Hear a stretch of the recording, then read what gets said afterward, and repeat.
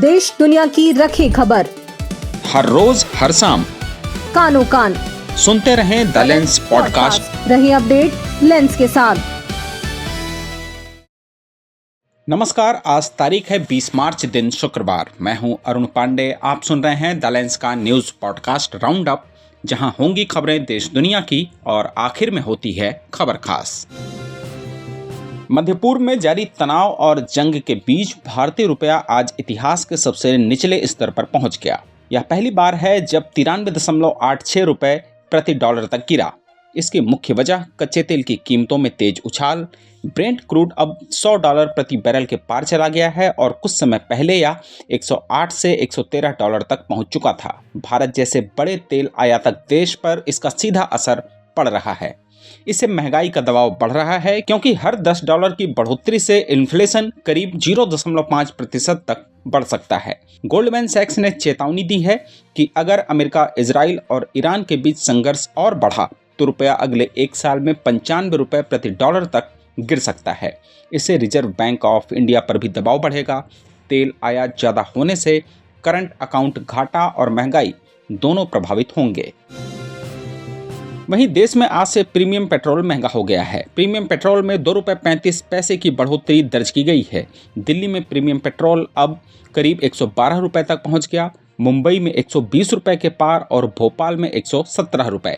सामान्य पेट्रोल और डीजल की कीमतें अभी नहीं बदली हैं, लेकिन इंडस्ट्रियल डीजल महंगा होकर 109.59 प्रति लीटर हो गया है। इससे फैक्ट्रियों, ट्रांसपोर्ट और लॉजिस्टिक की लागत में काफी इजाफा हो गया है।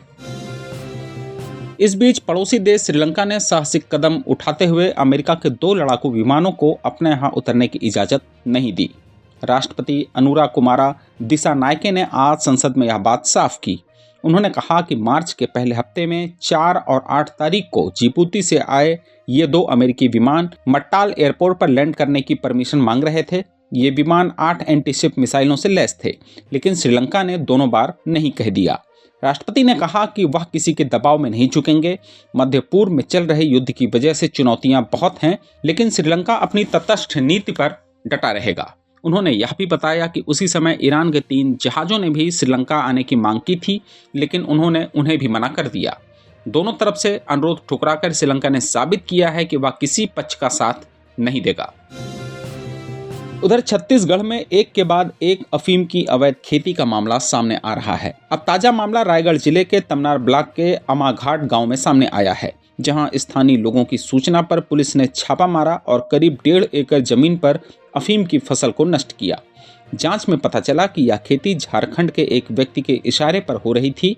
उसने स्थानीय किसान से तरबूज ककड़ी उगाने के बहाने खेत लिया था। पुलिस ने आरोपी को लेकर हिरासत में पूछताछ की है। बता दें कि यह पिछले 15 दिनों में चौथा बड़ा मामला है। इससे पहले दुर्ग, बलरामपुर और कुसमी के कोरंधा इलाकों में भी अफीम की खेती पकड़ी गई थी। प्रशासन का कहना है कि ऐसे मामलों पर सख्त नजर रखी जा रही है और आगे भी कार्रवाई जारी रहेगी।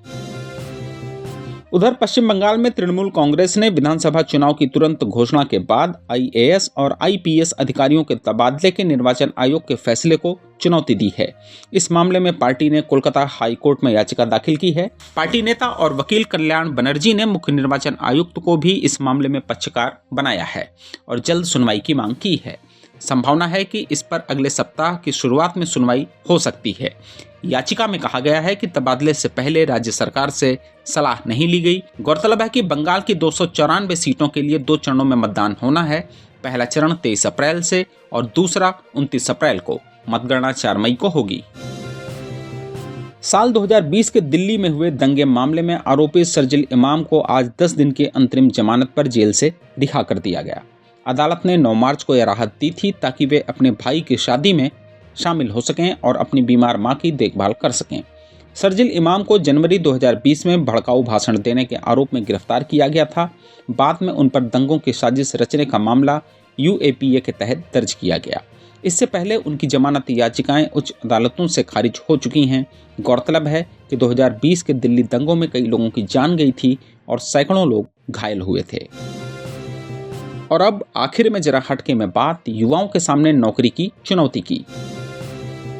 भारत के युवाओं की पढ़ाई तो बहुत बढ़ी है, मगर नौकरियां अभी भी बड़ी चुनौती बनी हुई है। अजीम प्रेमजी यूनिवर्सिटी की नई report state of working India 2026 के अनुसार 15 से 25 साल तक के ग्रेजुएट युवाओं में करीब 40% और 25 से 29 साल वालों में 20% बेरोजगार हैं।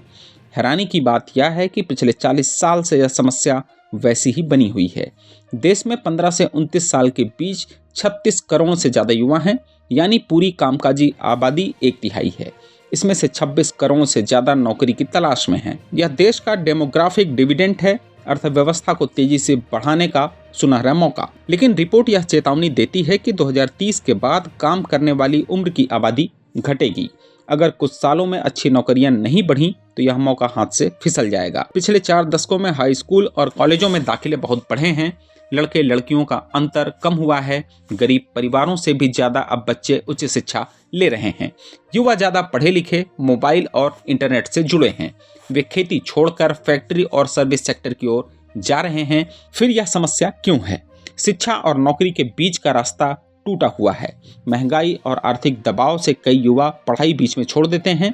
पूर्वी एशियाई देशों ने मैन्युफैक्चरिंग से लाखों लोगों को रोजगार दिया, लेकिन भारत में आईटी और सर्विसेज पर ज्यादा जोर है। कम स्किल वाले युवाओं के लिए अवसर कम हैं।